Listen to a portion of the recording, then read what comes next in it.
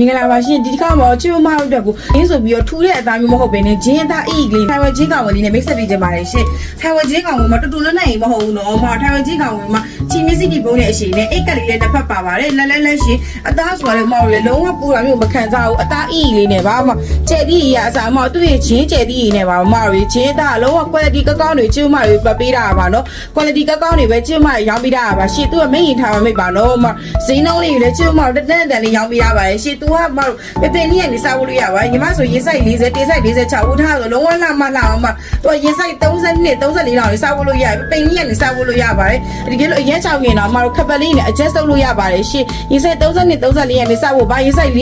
46လောက်တိဖို့လို့ရပါတယ်နော်မအကြခီးစင်ပဲခီးထွက်မလားနော်ပြည်လေးပဲခီးထွက်မှာမဘလိုပဲသွားဒီဟာမျိုးလေးနဲ့ပေါ့ပါခီးထွက်လို့ရပါတယ်နော်မတို့ဒါလေးကဂျင်းရစ်ကာတိုင်းလေးပါမတို့ရတော့မဂျင်းနုကာတိုင်းလေးပါရှင်ခုနဂျင်းရင်းဒါလေးကဂျင်းနုလေးပါမဂျင်းရလေးမရဝတ်လိုက်ပြီဆိုရတယ်လေမရကိုယ်တိုင်ဝတ်စားခံစားမိတယ်မသူကလက်စပြီးဆန်တဲ့ဘက်ကိုလည်းမျိုးရတယ်သူဂျင်းကဝတ်လိုက်ပြီဆိုတော့ဟိုနာတို့ဒီနာတို့ကိုဆိုဖြစ်မနေပဲတော့မ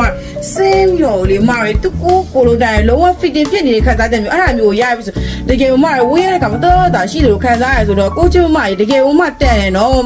မလေးကိုလည်းဒါမရောကမပေးဆိုတော့တကယ်ကောင်းတဲ့ညွတ်မိတွေကိုမသိချစ်မတော့ရောကမပေးတာဖြစ်ပါတယ်ရှင့်လူချင်းနဲ့မလေးညီမတို့ TikTok စီမှာမှာလို့ရပါတယ်ရှင့် Facebook Messenger မှာလည်းမှာလို့ရပါတယ်နော်စိန်နှုံးနေရချစ်မ TikTok စီမှာစမ်းလို့ရပါတယ်ရှင့်ဘလောက်ဈေးတက်နဲ့ရောင်းမိလဲဆိုတာကိုချစ်မကြီးစီမီလာမသိမယ်နော်ဂေတာဆိုရင်တော့ကိုလူချင်းနဲ့မလေးတွေကဂျင်းရင်လည်းရှိလို့ဂျင်းနုလည်းရှိပါတယ်ဒီမှာချင်းနဲ့မလေးကအခုပဲစီပြီးတော့အိမ်မှာလိုက်ပါတော့နော်